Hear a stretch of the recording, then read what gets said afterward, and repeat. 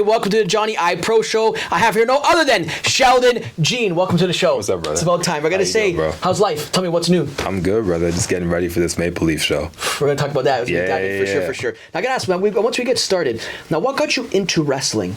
What got me into wrestling? I always describe it as if I was one of those little kids that never stopped watching, because we all watched when we were younger, but I literally never stopped.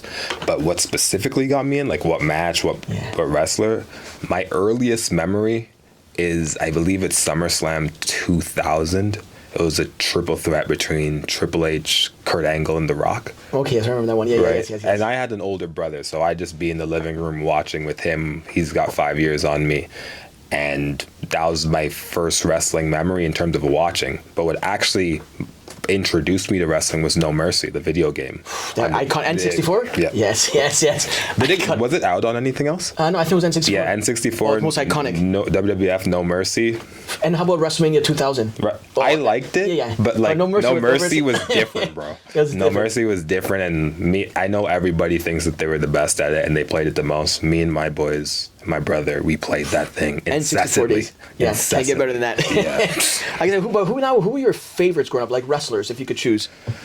Growing up, when I was like a little kid, I really liked The Undertaker. Wow, really? Yeah, and I've watched from when I was a kid to now. I still watch. So I'd say all time, I'm a John Cena kid. John Cena, yeah, I'm a John Cena. No, I get admit now. Growing up, like I didn't like Cena just because it is like Cena sucks. How old are you? What era are you? Oh well, I'm the Attitude Era for sure. Okay. Yeah, so I mean, like growing up, I like even just watching Ruthless Aggression, whatever it be. Like I wasn't a fan. I'm the ones that chant Cena sucks. Okay. But now he's the GOAT. Yeah. No, now I respect him. He's the best. He stole your guys' respect like a long time ago at this point. But I do remember when that first shift happened with the audience and him, and it was very interesting because I've never seen something like that before.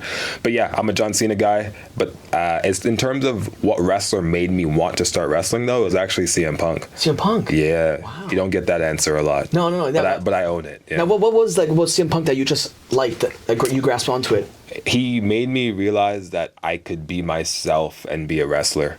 Because of how big the personalities are and the charisma is in wrestling, you always interpret that you might have to be a fake version of yourself or a grand version of yourself. But then when CM Punk was on his run, I realized that you can really just be yourself and channel it the correct way. So yeah, exactly. Yeah. And now, how about like difference wise? You said I was also growing up as John Cena. Like, what made you like really like John Cena as well?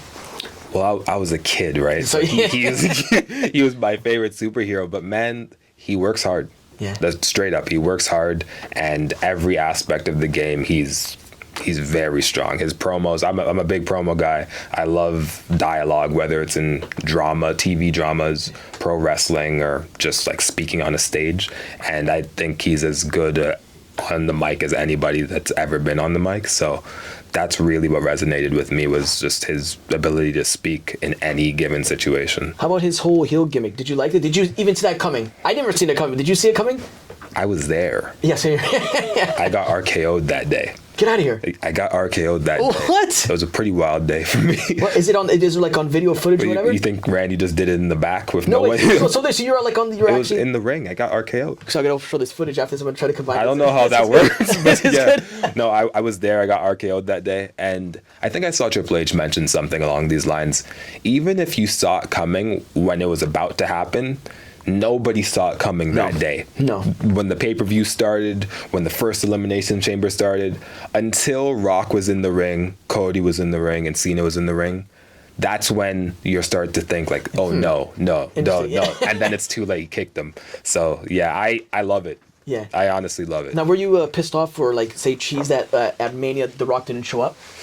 No, like, I'm a wrestler, so, like, I don't think like care. That anymore. Like, it's like I watch what's presented to me. Did I think The Rock was going to show up? Yes. Yeah, for sure. But the fact that he didn't is fine. The story went the way it's supposed to go. Fan of Travis Scott in the mix? I'm not a fan. I just want to understand it a little bit more, I guess. Yeah, it's I don't know if the ending was that much great, but I guess you're saying that your promo, like now, do you consider your promo like on point? Like yes, your promo game? No, for sure. I think a lot of things in this industry is it's opportunity as well, right? So have I had the opportunity to really flex that muscle?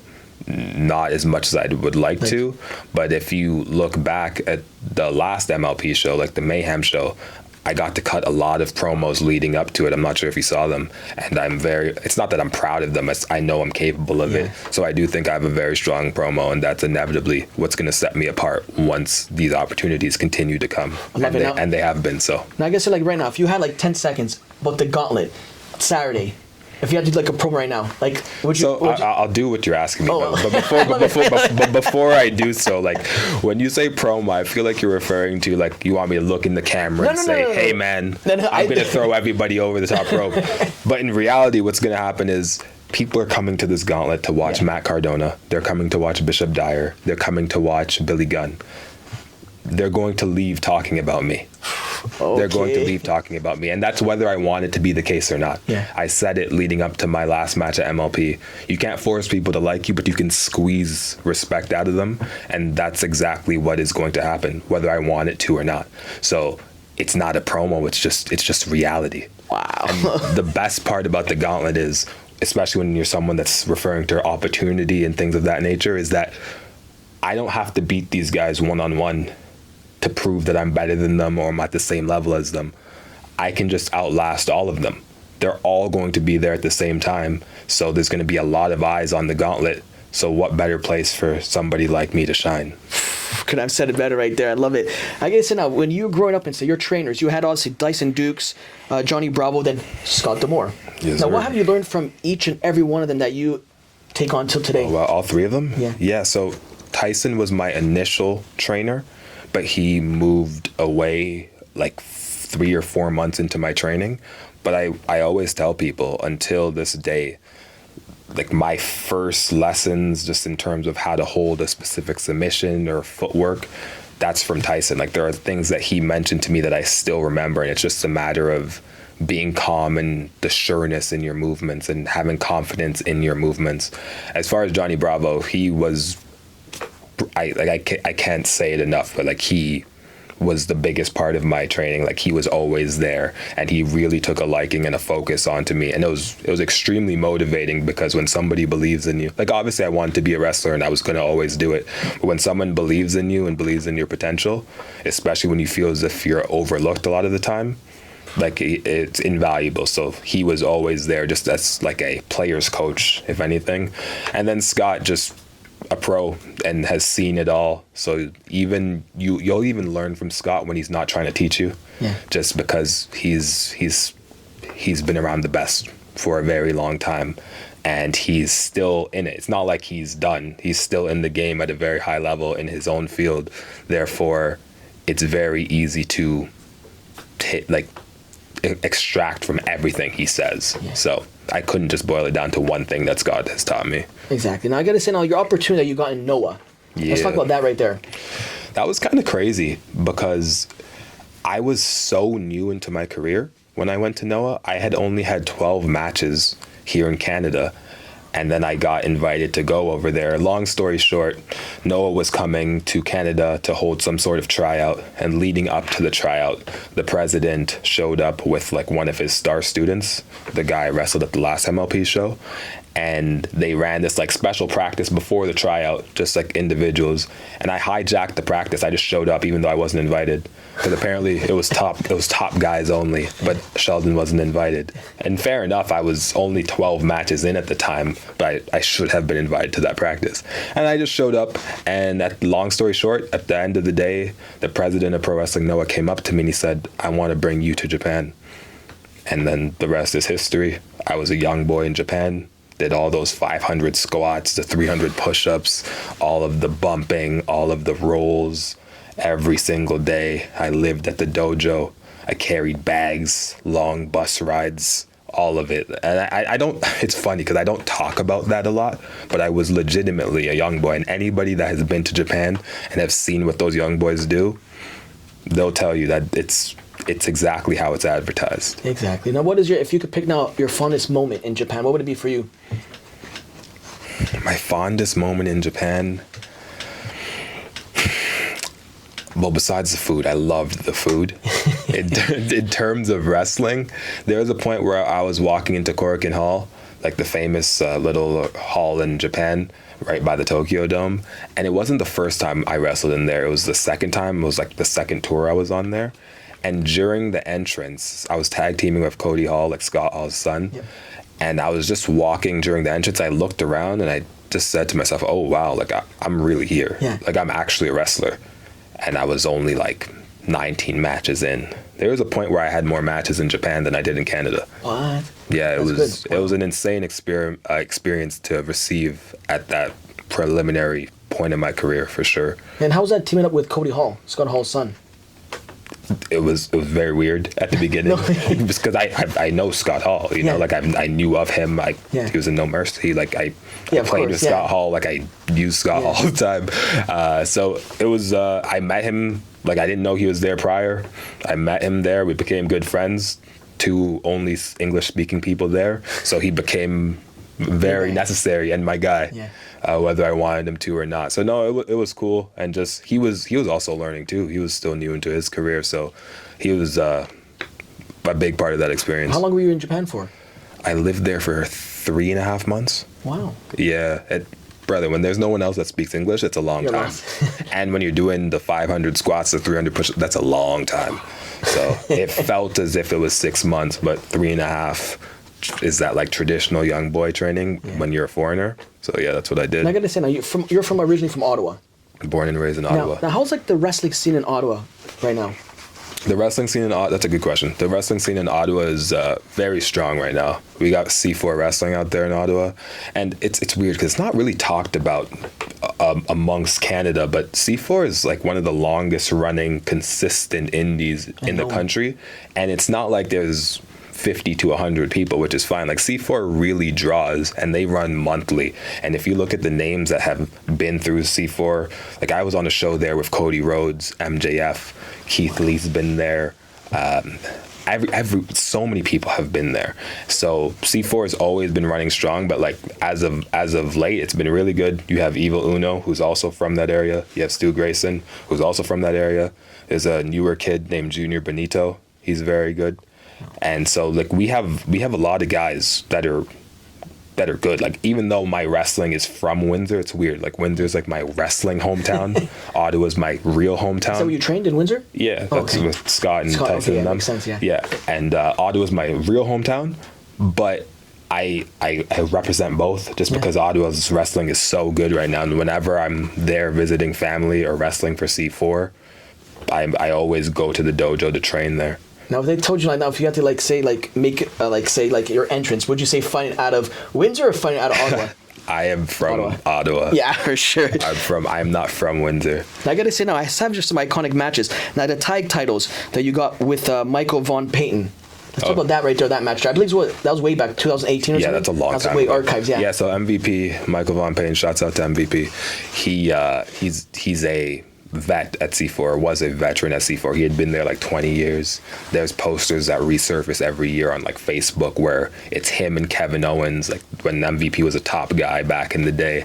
So he's very knowledgeable. We still speak till this day, and whenever he's a coach at the school in Ottawa on one of the specific days. That was my first title I ever won in wrestling. Might have been my only title. Like I've won on the indies in wrestling. Yeah. And it was cool. We were tag team champions for a little while, and it was very exciting. Yeah. Yeah. And you had also a massive win in 2019 versus Ethan Page. Yeah, Ethan and I had a one-on-one match at IWS and that was Montreal. A win. It just popped up as a massive win. Yeah, it was a win. I remember the match not being too long, but I do remember winning, stealing that one. He was cool to work with. He was a lot of fun to work with, and like he's just one of those guys that just persona-wise, you can just tell he has it. Yeah. You know, say what you will about like how you feel he is as a wrestler. I think he's a pretty decent wrestler, but he just has that charisma. So it is cool that when I look back, I'm like, oh yeah, I faced Ethan Page, and look at him now, you know. And now that he's at NXT and stuff, now that Alexander, I thought for somehow, because Alexander was a free agent, you might somehow go with him and maybe somehow whatever, but he's an AEW. Like, are you happy with his whole, because he's doing great in AEW. He's killing it. Yeah, he is. Of course he is. Man, whenever people are doing well around you and where you're from, it's good vibes and good energy, and it changes the trajectory for yourself and the people around you. So the more people that end up in AEW that I've wrestled, the better. The more people that end up in NXT that I've wrestled, the better. Exactly. Because like high level, like iron sharpens iron. So better, yeah. I love to see it. And now you were in a tag team as well. It says you were the El Reverso. Is that how you say Reverso? Yeah, Reverso. Yes, you and him versus the North. Versus the North. How was that match there? Because that popped up as a highlight as well. Yeah. That's the match. The North, that they had just gotten signed to Impact as the North, and I believe that was their first match. It might have been the first match that aired. It was on TV. And they absolutely destroyed us. Yeah, Reverso got the worst of it, but they did destroy us. But it was a big opportunity for us, and like I said, it was my first time on Impact television. Yeah, you had a lot of good matches on Impact. A lot of good matches. I appreciate that. Because you also had as well. You went versus Ace, and then obviously Chris Bay as well. Well, that was a tag title, I believe. They put the Bullet Club match with Kenny King. Yeah. So when I got signed to Impact, they paired me up with Kenny King. I was like his little protege, and it just ended up going really well. And we had an abundance of tag matches, and he would accompany me during my singles matches. It's funny you mentioned that match versus ABC, because that's one of my favorite ones during my TNA tenure. It was just very fast, high-paced, and talk about opportunities. Like, it was one of those times they gave me the chance to go.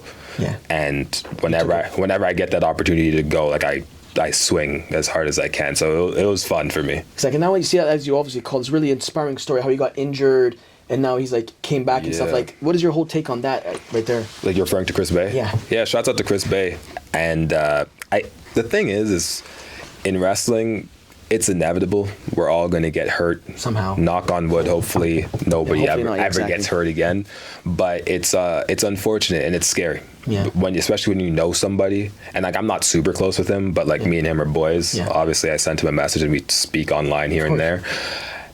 It's comforting to see how much the entire wrestling community like banded together just to support this guy, because he is a good dude. Yeah. He really is a good dude. So I was just very grateful to know that he's gonna be okay and all the love that he's getting. And I believe it was in a match versus the Hardy Boys. I believe so, yeah.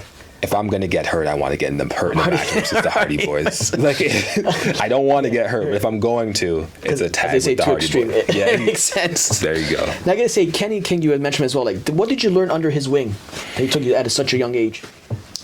You know how in sports, like when somebody gets to a basketball team and then like it's a rookie with potential, and then now he's under said player's wing. That veteran ring. That's exactly what Kenny was, like a pro's pro. He definitely doesn't get enough credit for it, what was shown on screen, but he's a vet.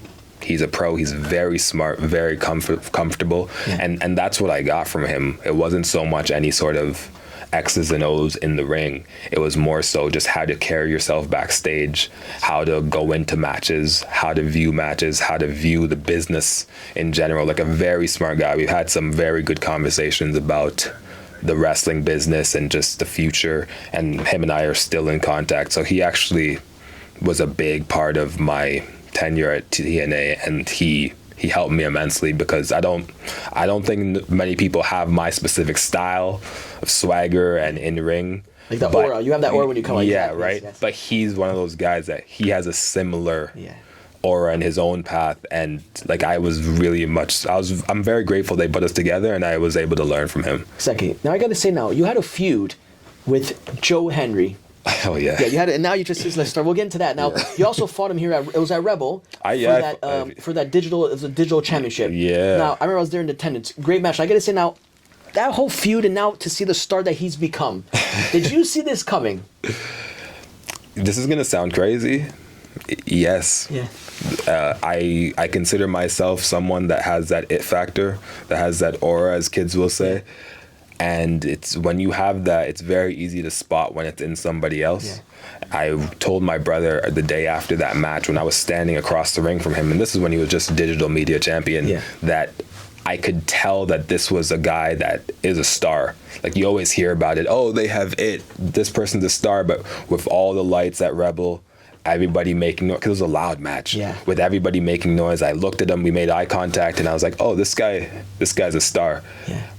So I definitely didn't assume it was going to happen like this way, because this is an unprecedented rise that he's having, and people don't just get thrown into matches with Randy Orton at WrestleMania. But I definitely knew that he was capable of being a star, and with him and I have had phenomenal once our rivalry was done, we've had phenomenal conversations about the business, and he's someone I consider a friend, and I'm very much so happy for him. Exactly. So you believe in Joe Hendry? Of course. I don't want to say it, but I do believe in Joe. He deserves this. Exactly. Now when you see him at WrestleMania, did you like even see it coming, like WrestleMania moment with Randy Orton? Even though the match didn't last like a minute or so, but it doesn't matter. It doesn't. It doesn't matter. When I tell you, I genuinely was surprised, and I think every wrestler experienced this. Like, my phone was buzzing off the hook just because I'm cool with him. I can't imagine the people that were actually close to him, and just every wrestler that didn't know. And I think it was one of those rare moments in wrestling where there was a surprise. I was shocked. Yeah. Because I watch as a fan, like I told you before the podcast, like I'm genuinely just a wrestling fan. I FaceTime my brother just with my mouth wide open. Like, holy shit. And he's like, wow. Yeah. You know, so shouts out to Joe. Exactly. Now I gotta say now, like, you're a fan of wrestling. Now right now, as you see in general, like just say like AEW or WWE, like who are you a fan of in AEW? The young talent. Let's start with the young talent that just stands out for you, like wow. That's a very good question. I have a lot of respect for most wrestlers. Of course.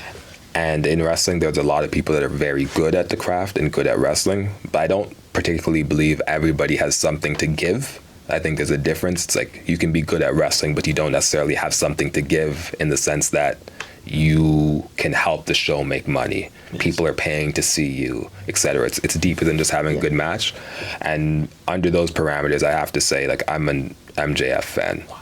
I think his skill on the mic is incredible. Yeah, and it's not even just that. It's the entire character work. Yeah. The entire character work and leading into his matches. He has a very high work rate. Like, he can work in the ring, but he doesn't. That's not his main thing. He doesn't advertise his wrestling like he's Daniel Bryan. Yeah. He advertises his character and who he is, and makes people want to see him wrestle. So I will say I'm a fan of MJF, and amongst young talent at AEW, that's 100%. I also like Kevin Knight. Shouts out to Kevin Knight. He's really good, yeah. How about now, on WWE side of things, WWE? Young talent or in general? In general. Like, you could go, like, how you like start off somebody, then young talent as well. As far as like WWE, top dog. Who do I like in WWE? Man, I don't want to name everybody, but obviously I'm a CM Punk guy. Yeah. Seth Rollins. I think that guy, like, I think he created his own lane. Like, when he's done, he's going to have, like, his own lane of what he was. Yeah. I think some people will see him as just, like, a very good hand, but I think he's elite. Yeah. Like, you can use him anywhere, however you want, and he has stood the test of time. Obviously, I'm a big Roman Reigns fan. Top dog. The turnaround, what he was able to do. Yeah. Like, when you have thousands of fans that just don't believe in you, and then you turn it completely around and become the biggest star in the industry, and the same people that were one day booing you that were booing you one day are now cheering you. Acknowledge you, exactly. He literally asked all of us to do it, and we did it. He forced it. And I can say factions, because I believe is this, say like the last decade or so, if you want to say factions, I believe the Bloodline is by far the best in the last decade or so. Because if you go back before, like, who was there really like a faction besides if we go way back, like the DX days, whatever, that's way back. As in right now, current generation, Bloodline you can't be touched, because the storyline just went so on, and even did some shifts and turns that you're like, what the hell? And just did so much beyond wrestling. I agree with you, and I think that the storytelling within the Bloodline saga has kind of changed wrestling, and for future storylines that are going to occur, I'm not sure if you're a TV guy, but The Sopranos, yes, a legendary show, loves The Sopranos. When that first started at like the end of the 90s, early 2000s, that like revolutionized drama on TV. 100%. I think the Bloodline has revolutionized storytelling, at least in WWE. Like, you can't just make a random faction anymore without depth, long-term storytelling. You can't just have high-level storylines without the intricacies that the Bloodline was able to do. And obviously they have chemistry because they're family, but it was also just lightning in the bottle. There was a point where they could do no wrong, so you love to see it. You refer to factions, and like, ironically, I think the Shield Oh yeah, because okay, well, Before then, the for sure. Shield, like just They had a lot of power. They were like very powerful. They all like I feel like that was the last group of young guys that were put together, thrown on the main roster, and they said like make an impact as young guys, as young bulls, and they all did. And they did it. Yeah, look at them now. Like, they're all still top dogs. Roman's like top of the top now. Seth Rollins is with Heyman and Breaker, so like these guys are untouchable. Mission accomplished. Yeah, exactly. When you put people of potential together and say these guys are next up, and now they're world champions across the business. Mission accomplished. Now, who would you consider yourself as like the best faction, or you could name some? There's no best. I mean, for me, I consider it's very biased because I love Bret Hart. I could say the Hart Foundation, but technically, I could also say like DX. They started a whole movement, but NWO as well. Of all time? Yeah, like there's all time. For me, I could say so many, but for me, I think perhaps I say maybe NWO because they started a whole. It was like a trend. It was just something like Hogan did. Like you'll never expect Hogan to go on the bad side ever. Yeah, no. Yeah, like who would I say the best faction is of all time? So like give me your top three, then go by who do you think is actually the greatest of all time. Okay, well, but my top three. Yeah, your top three. The Shield is first. Yeah. Then I like Evolution. Oh wow, heavy hitters for sure. That's another one that worked. Yeah, like it was good TV. But nobody gives her kudos for that much. No, never. No. Yeah, it's good TV, and everybody benefited from it. I really I enjoyed that. I like DX. Yeah, I'd say DX is my third favorite. In terms of what the best faction is of all time, I think I have to agree with you. As far as NWO, just what it meant, and it was the feeling. Yeah, you hear wrestlers that were on the roster speak in interviews now, and it's almost as if it was a shoot faction that they had to deal with back then. So like their impact was definitely felt. So I think in terms of best, in terms of what the goal was, you got to go with NWO. Yeah, exactly. Now I got to ask you now a good question. It's more like deeper. Now, what has wrestling taught you? Like the lesson it has taught you? Yeah. I always say to my brother, if I knew wrestling was like this before I got into it, would I do it? And I think the answer is yes, just because the growth that it has forced upon me. As like I've referred to earlier, like as a man, as you grow as a man, you grow as a wrestler. As you grow as a wrestler, you grow as a man. Like there's so many lessons. It's a business. It's a crazy business, as we discussed prior. Yeah. But through all of that chaotic craziness, you learn so much. So if I had to say like, the number one thing that wrestling has taught me, it's that you can impose your will and control your narrative in the sense of whether it's your match, whether it's your character, whether it's how you want to be perceived on camera, how you want to be perceived off camera, how you have to speak to people behind the scenes, how you have to speak to people on camera, etc. How you just how to carry yourself. That's 100% the biggest lesson I have learned from that, and it all kind of just encompasses that. Like you learn how to carry yourself and how to treat people. Exactly. Now throughout your whole career, I guess I obviously give flowers to you because you've been in this for how long now? Oof, that's a good question. Over a decade, at least longer? So I've been in the business since I started training in 2014. Yeah. But actively wrestling, like I stopped during the pandemic, like actively wrestling, I'd say 6 years now. But still, but I've been in the business since 2014, since I was 18. Now throughout your whole career and stuff, what has been like, if you could say now, like your favorite match, if you could pick a favorite match? Because I'm sure you had so many. There's Joe Hendry, there's Josh Alexander's, I'm pretty sure I'm losing names, like Ethan Page. Like, and you got, well, that doesn't count, but you got RKO'd for that's here. not a match. But that's an iconic moment. But I mean, like like just a match of yours that you'd be like, that was a damn good match. Like, that's my favorite match. Well, I have had a lot of good matches. Yeah. I'll say that. I've had a lot of good matches. In terms of favorite, it's hard to call because matches are such an in the moment thing. Yeah. So there are some matches of mine that I think are better than others, but it doesn't mean it's my favorite. If I had to say my favorite match ever, it was probably on the Indies versus Speedball, Mike Bailey. Oh, wow. Yeah, we randomly got put together on an indie in Montreal, and it wasn't my favorite just because it was a really good match. It was my favorite because of how much I learned from it.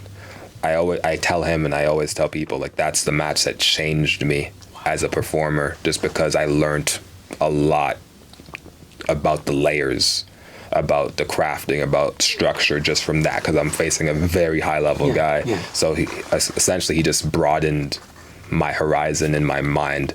So that Mike Bailey match, looking back at it, is my favorite just because of what it meant. Yeah. That's a good one there. Now, you've went to Japan. You fought all over. Where's your most favorite place that you fought so far? Venue or city? Venue or city? Well, Saturday, perhaps Maple Leaf Gardens, but let's get... Yeah, that's going to be a fun one.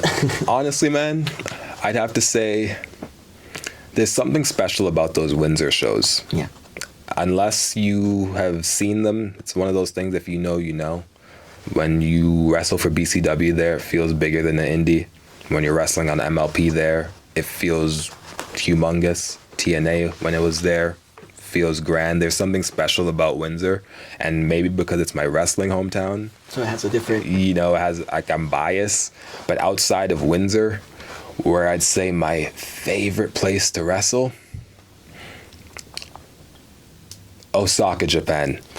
I don't even know what the venue was, but whenever we went to Osaka, it was lit. Yeah. Like, it was so exciting. It was something different, for sure. And I got to wrestle there 3 or 4 times, so like, definitely Osaka, Japan. For sure. Now, I got to say now, as we all know, Maple Leaf Pro Wrestling, the comeback. You're part of the comeback. Yes. Let's talk about that, just coming back and the resurgence of Maple Leaf Pro Wrestling. Yeah. I don't know if you see all the advertisements for it. Everywhere. It's everywhere. All over the city, yeah. There's one of me, and I say something along the lines of, I wasn't familiar with Maple Leaf Wrestling when it was in its heyday, because it's far before my time. Yeah, of course. But I am grateful for everything that the people that were wrestling did, because it just has laid the platform for me to be an even bigger star than I already am. Yes. You know what I mean? So in our business and just how I carry myself in life, I like to pay homage to what came before me and respects to what came before me. So I'm definitely grateful and proud to be a part of this resurgence of Maple Leaf, but I'm also very much so looking forward to taking over Maple Leaf. Exactly. Now, night one, it's forged in excellent. Night one, Tag Team Championship. Now, at first, I believe it's the IWGP, the Junior Championship. Like, let's talk about night one, that match right there. We'll go through like the whole things like so far. Yeah. So that was a pretty insane tag match. When you have that many people and that many bodies in the ring, it's crazy. But I believe if you watch the match, I still found my way to stand out. Of course. I was the biggest person in the match. I believe the weight limit is like 220. Because Junior, of course. So I don't know how you're going in Junior. But... Yeah, hey, allegedly I made weight. Yes. And got to throw a bunch of smaller people around. I'm scared. That's one of those matches that I did enjoy. I will say that I did enjoy it, and the fans really did enjoy it as well. It's not always you think you're going to go into an 8-man tag match and it's going to be a banger like that. Yeah. But everybody worked hard. Now, night two, you're a part of a 6-way scramble. Something about that right there. And they do back-to-back nights. I'm sure it's not doing it here, but besides the fact, like... Yeah, could you imagine the Garden 2 nights in a row? Oh, my God. It takes a toll on your body, too, I believe. Oh, of course, yeah. But the adrenaline is a beautiful thing. Yeah, exactly. So, as far as that night 2 match, that was with, I believe, Stu Grayson, Trevor Lee, Alex Zane, Jake Something, Psycho Mike. Yeah, Psycho Mike, And then Psycho myself. Mike 1, Then myself. From an outside perspective, those are all names that people may deem bigger than mine, or those are all names that people may deem better than me. So when I see something like that, for me, it's an opportunity to just show what I know I'm capable of and really throw it in everybody's face. And I am very proud of my performance in that match amongst a bunch of vets that are really good at this. I do think I was able to stand out and do my thing seamlessly. So I do. That's a memorable match for me. I won't forget that one. And you say now adrenaline. Like, do you get pre-fight? I usually ask even boxers too as well. Like pre-fight jitters, or like how do you react to? Do you like the adrenaline? Do you like the before? Or you just like, it's go time. I'm made for this. So I don't like the answer that I'm about to give because it sounds very ignorant. Yeah, give it to us. And I know I look ignorant, but I swear this is the honest answer. I don't really get nervous. Yeah. I often feel flat going into matches, and it's not until that first minute and a half I unlock. Yeah. I've actually been working on that because I don't like going into matches feeling flat. But for whatever reason, I just don't have that nerve bug that is so normal amongst people. I used to play basketball very competitively in high school and in college, so it's possible that I've just been conditioned to walk into such big games. Locked in. And yeah, exactly, like crazy scenarios. So I don't really get the jitters, but like days before, like now, like a couple days out from Maple Leaf, I know something's coming. Yeah, My body feels like we're about to put on a show. It's all over the city, like Yonge and Dundas Square. Did you see that thing? Yeah, not just one, all four. No, that was really nice. Yeah, that was it's really something nice. different. That's So, cool. it's like I called it. It's basically a Canadians WrestleMania. It's like our WrestleMania for Canadians. And You don't get that many. And like when I'm on the indies in Ottawa or somewhere else in Ontario, people are talking about like showing up to Toronto as if it's a WrestleMania and gathering to watch this show. So hopefully like this show goes very well, so it becomes an annual thing and a big deal, and literally Canada's WrestleMania. Exactly. It's special. You can feel something. Exactly. You used to be here every time. I was talking to Scott last week. You used to come every time, like say there used to be Leafs on the Saturday. You used to always be wrestling on the Sunday. Yeah. Like every odd other week, or sometimes even week after week. To like he says the names of like Harley Race, Ric Flair, Andre the Giant, Bret Hart. Like the names are just crazy. Bro, I'm not gonna lie to you. When I see these Maple Leaf ads and throwback like Thursday stuff for MLP, I can't believe the names that we're rolling through here. Yeah. Like just casually, every month, like bi-weekly, like it was nothing. Like I wasn't alive, but holy cow. And now it's like, now you guys got to put your own. Exactly, like, right? So the goal is in Sheldon Jean right there. There you go, the sidewalks of honor. The goal is in 40 years when Maple Leaf hopefully still going or resurges again. They're talking about us. Exactly. So like the new generation, basically. Exactly. Like I say now, Mayhem, night one versus. Now, you fought him obviously in Japan as well. I mean, no, he's from Japan, but you said it was like a surreal moment for you. I believe you say his name, Kaito? Kaito Kiyomiya. Let's talk about that right there, that match for you right there. Yeah, that was very personal. Wow. Let's talk about this. I love this. No, that was very personal. Again, in the lead up to that match, I got the opportunity to essentially explain this very true story in which Kaito and I trained together here in Canada and trained together in Japan. When I went to Japan, he came to Canada. It became a talent exchange. It wasn't supposed to be a talent exchange, but because I hijacked that practice, I made it a talent exchange. And we had never had a match against each other, and he was always projected to be Noah's ace, what he is right now. He was always projected to be that before he even had matches. He was projected to be the youngest champion. And in my head, I was always like, okay, well, even if this guy's a little better than me, why am I not projected to be anything? And that was a very real thing for me. And my young mind didn't understand how the politics and how wrestling works. So this entire time, I've always said to myself, well, I'm as good or better than this kid. As much as I like him, I'm as good or better than this kid. Now I'm getting the opportunity to show it. So that all came to fruition on night one of Mayhem. And I think I substantiated my claim. I think if you watch that match, you're not going to say that Sheldon is in the ring with someone that's out of his league. I think there's a chance you can watch that match and say, oh, this guy is everything that he says he is. Exactly. Stayed up to the hype. Like it was a banger, 100%. Yeah, it was a good fight, man. I don't use this word loosely, but I am proud of that match. And I know Kaito is as well. Love it. I love it. Now I gotta say, now night two, 6-man tag match. Now you won. You teamed up with QT Marshall. Yes. Let's talk about that right there. And also, I believe Blake. Sorry, Blake Christian. Yes, no, that's cool because those are AEW guys. Yeah. So like I said, I'm a big wrestling fan. I've watched AEW pretty actively in the last 5 years. Not so much recently, but in the last 5 years, I've watched a lot of AEW. So. It's weird because I played No Mercy, and now I'm cool with D'Lo Brown. Like legend. I love D'Lo Brown. Exactly, right. But you get used to these things really quickly. Yeah. But I just knew QT as someone I saw on my screen every Wednesday. Yeah. And then now I'm in a stable with him, and we're about to take over MLP. So tagging him with him was cool. Very smart guy, knowledgeable, and he just has a different perspective because he's in it. And it's not like he's a WWE guy, he's an AEW guy, and he's back and forth, with MLP as well. So I definitely am grateful to be able to learn from him and be amongst. And Blake is just unreal good. Yeah. He's one of those guys that wrestling just comes very easy to him. Naturally, yeah. And he's chilling, not nervous, and then we'll just go in the ring and snap as if nothing happened. Like he just has that nonchalant talent. So yeah, exactly. those are cool dudes. Now you mentioned D'Lo Brown. I had him previously on the show as well, and I even said I state the case. I said petition to put him into the Hall of Fame by himself. Like, do you agree? Now, obviously, like let's just say this now in general. There's factions that obviously get inducted or whatever it may be. I believe obviously Nation Domination. Yeah, the Nation did so many. Mark Henry, The Rock, The Godfather. Like the list goes on. It's like look who they became. So do you believe yourself, obviously, that not even D'Lo Brown, Nation Domination should be inducted into the Hall of Fame? Well, firstly, and like I'm biased because D'Lo's my guy. Of course. That's my boy. D'Lo should be in the Hall of Fame. 100%, yeah.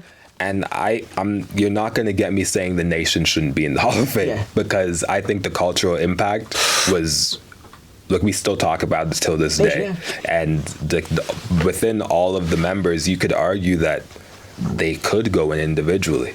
D'Lo included, Mark Henry included, and obviously The Rock. Yeah. So it's about time. Yeah, the answer is yes. Yeah, 100%. And eventually they're going to have to do it. They're running out of people to put in there. Because now you see celebrities like, okay, I'm not bashing, like you see the Ozzy Osbournes or whatever. I'm like, I don't know what they did. They came to 2-3 WrestleManias, but it is. No, absolutely. And D'Lo specifically, just off of pop culture and the cultural impact that he has, like there's just something about D'Lo Brown that everybody enjoys. The head bob, just the charisma. I think he's got to go in. He's a culture. Like he's a culture. 100%. I think he's got to go in. He brings all that. Yeah, I'm actually going to mention that too. Yes, exactly. I got to say this now as well.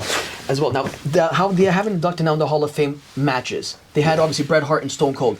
Do you like that? I love that. Yeah. I don't know if there's people like I'm not on the internet wrestling, of but course. I'm not sure if people dislike that. I love it. But I think they should. I think they should have done it a long time ago. Yeah. Like that's a great idea. Yeah. And this was the first. It was a Bret Austin match. It was a Bret Austin match, but then they also did a category at the top 10. So the first match was Shawn Michaels versus Undertaker. I believe it was at WrestleMania 25. Well, they did 25 and 26. Yeah, so that was the most they said like vote wise. That was the greatest match of all time. WrestleMania. Yeah. Then it was Bret versus Stone Cold. Yeah. Then it was The Rock versus Hogan here at WrestleMania 18. Yes. Which it makes sense just because that icon versus icon, like the atmosphere. Absolutely. It's just like, it's not about the wrestling match, how good it was. It's just like the storytelling. Wait, so elaborate on this. Did they only inducted the Bret and Hart, Stone Cold? yeah, so every year they're going to do one match. Oh, okay, yeah, okay. So they give him like a whole statue and stuff, like half head Bret, half head Stone Cold. You see, I was like, Well, inevitably, those 3 matches you mentioned are all going to go in there. Yeah, like, it has to be. No choice, no ifs, ands, or buts. They did the voting. That's why I was kind of confused. You did the voting, but then you put Bret and Stone Cold in. They're second, but then why did you put, like, it was kind of, I don't know how they do it, but you know how these things work. You know how these things work. Exactly. But I guarantee you that WrestleMania 25 Taker Shawn match will be put in. Yeah. Just the moment in time and how out of nowhere it was. Yeah. Like, obviously it's Taker and Shawn. You expect it to be a very good match, but there's rumors, not even rumors, where Taker's saying they were supposed to only have 12 minutes and they were going on, I believe, right before Randy Orton and Triple H, and they had a great story leading up, but Taker and Shawn just sucked the air out of that building. Shawn's like one of the best, even though I'm a Bret fan. Like he's one of the best to do it, regardless. Performers. And what you mentioned, The Rock and Hogan. Hogan and Rock. Yeah. That's definition of just energy and aura. Yeah. I don't remember a single move from that match. All I can remember is how The Rock was taunting, and the how reaction, Hogan the was crowd. taunting, and the crowd, the iconic face to face at the beginning where they're looking around, fans like, what? and the place is shaking. Yeah. Because The Rock, when they're as a baby face, now they turn on him, and they're going to Hulkamania, and Hogan's like, I'm a bad guy. Like, what's going on here? That was special. Shift for sure. Now we're going to get right back to Maple Leaf Pro Wrestling.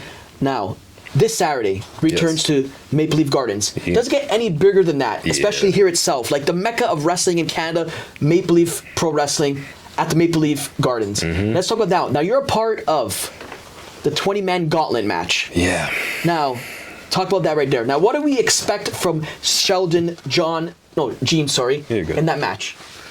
So I mentioned it to you earlier. Like, I see this as an opportunity to just put everybody in disarray, in the sense that they're showing up to watch and see the big stars, and they're gonna leave respecting me, and I really do mean that. I'm not just trying to sound cool. I really do mean that, and I'm grateful to be in this match because it's a stacked show. Yeah. And if you look at that gauntlet, it is stacked. When you look at rumbles or big gauntlets that are on TV, you can't often go through each individual and say, man, everybody here is really, really good, and everybody has to get their moments. But if you look at this 20-man gauntlet, it is stacked. Like there's no filler here. No, they'll be surprised, I believe so. But I'm not saying, but I'm sure they'll probably be surprised. I don't know anything. I'm prepared for surprises. I'm expecting surprises, but I still think I'm going to be the biggest surprise, even though I'm going to be in the match. But my performance is going to be a hectic surprise for everybody, and that's the goal. Like I was saying, I'm grateful for all of the people that are in it, that I get to grace the ring with these people that are bringing the eyeballs, that are bringing the attention. But at the end of the day, this is a business, and I'm coming to show out. So now, what would it mean to you to be the first ever MLP Canadian champion? That's what's getting presented after that match. Yeah, it would substantiate everything I'm saying, right? To be the first Canadian champion, especially being a kid that is from the capital of Canada. A lot of people claim that they're from there, but it's just me. I'm one of the only wrestlers that are really born and raised in Ottawa. But yeah, no, it would mean a lot, because it would. I put my money where my mouth is, and this would show that, hey, the Sidewalk Savant Sheldon Jean is everything that he says he is and more. But I'm more so looking forward to the process to getting to the title, as opposed to that last result. I want to throw everybody out. I want to, can I say something real quick? I want to be first in the Gauntlet. I want to come out first, just because, you know, when you come out last in like a Rumble style match, you have an advantage because you hadn't been there as long as the person that was in there first. I want to be the first entrant, just so I can do what I said I'm going to do and expose everybody and win this match the hard way. Couldn't have said it better. Yeah. And I got the gas tank to do it. Exactly. We're in shape right now. Now, how do you prepare yourself for this type of match? That's a very good question. Though I make it, I'm often told that I make it look so easy, like I'm chill, like I don't work hard. But the truth is that I do so much behind the scenes in terms of getting my body ready and preparing for a specific day. It could be from my sports background from back in the day, but I'm very confident in preparing for a specific day. Like I'm good at listening to my body. I'm good at nourishing my body, whether it's with fluids or food. It doesn't matter. So like I'm very tactical and militant with my process to getting to different days that I need to perform. And obviously a Gauntlet, I want to be first and I expect it to be long, so my endurance right now is silly. Like I can go forever. I love it right now. Now, you seen as well as, I don't know if you heard in the last Scott Demore in the interview, he broke it down to us. It was like breaking news. It's gonna be a TNA style Gauntlet. Yeah. So elimination, everyone's eliminated until the last two, then it's an actual match. Now I gotta ask you a question. Who do you see yourself that you're excited or just want to go against, like in that ring? Like who are you most excited to go against? Well, in a perfect world, the final is myself and QT Marshall, and we settle it as men, because that's my stablemate in a perfect world.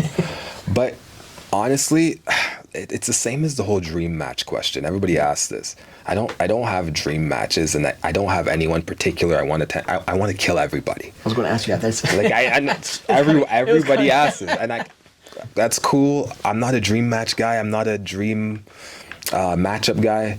I want to kill everybody. So everyone else that's in the Gauntlet, I'm ready to see them face to face. I'm ready to go down to the end with them. So there's no one particular that I'm going to give that credit to. Exactly. Now, have you ever been in the Maple Leaf Gardens before? I have never been in. I've never even seen it. Now, what would you say now, just because you already know the history behind the sports, the wrestling. Yeah. Now, are you looking forward to like the feels of being Maple Leaf Gardens, perhaps holding that belt, first ever MLP Canadian champion?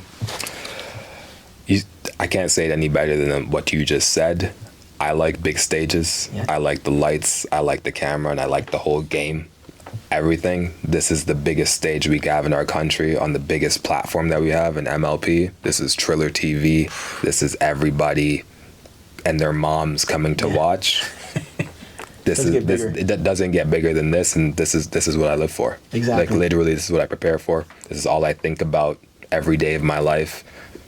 Inevitably, it all comes down to these type of shows. So I'm definitely grateful to be a part of it, but the moment is not lost on me. I'm coming to show out. Exactly. I really mean that. Your time is now, as the one great said.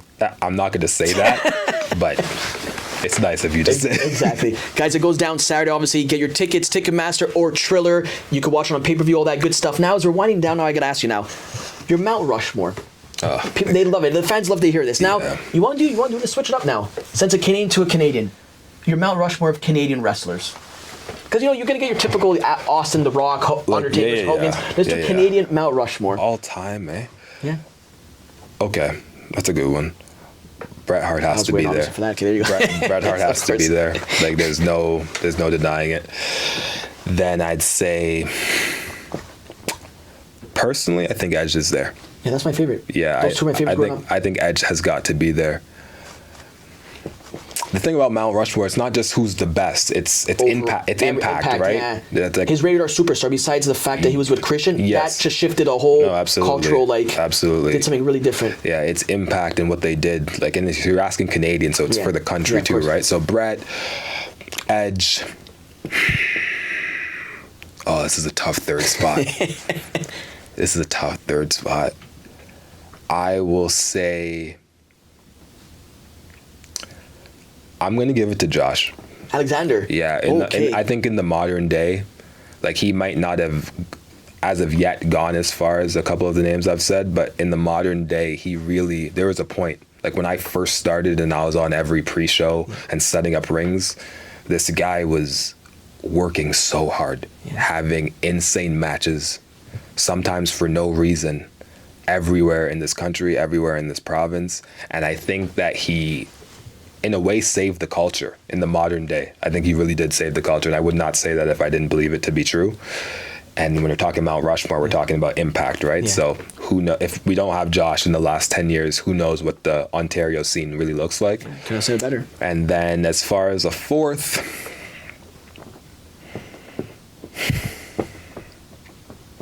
that's tough. Man, it's tough, yeah. A lot of people say Jericho or this and that. Yeah, but Jericho's a dual citizen. Yeah. Like, I love it. There's no dual citizens on my Mount Rushmore. Like, I love Jericho, but there's no dual citizens. Could have said better, yes. No. Shouts out to KO. Shouts out to Sammy. I think it might be Christian. Christian, yeah. Wow. Yeah, it might be Christian. And he's still going at it. He's still going. Yeah. I just think he's very talented. Yeah. With Christian, I just think he's like very talented and just a kid from, where is he from? He's not, it's Toronto, but like where specifically? It's where, Josh Wagner, this boxer guy I know. No. Orangeville. Christian's from Orangeville? Yeah, shout out Johnny behind the camera, Orangeville. Oh, that's wild. Yeah.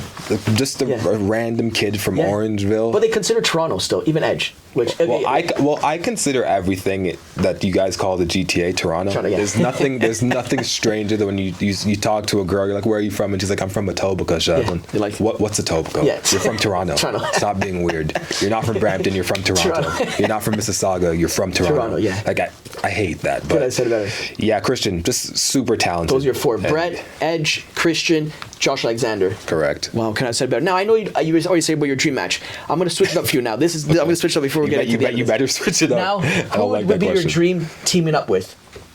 Ooh. Like your just partner. I know you're a QT Marshall and all that stuff, but somebody that would be like somebody you will learn from as somebody good to team up with.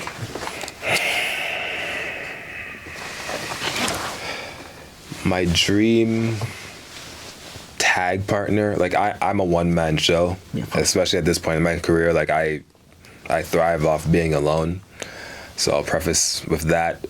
But I think there'd be something cool and full circle if I could tag team with the person that made me initially start wrestling, and that's CM Punk.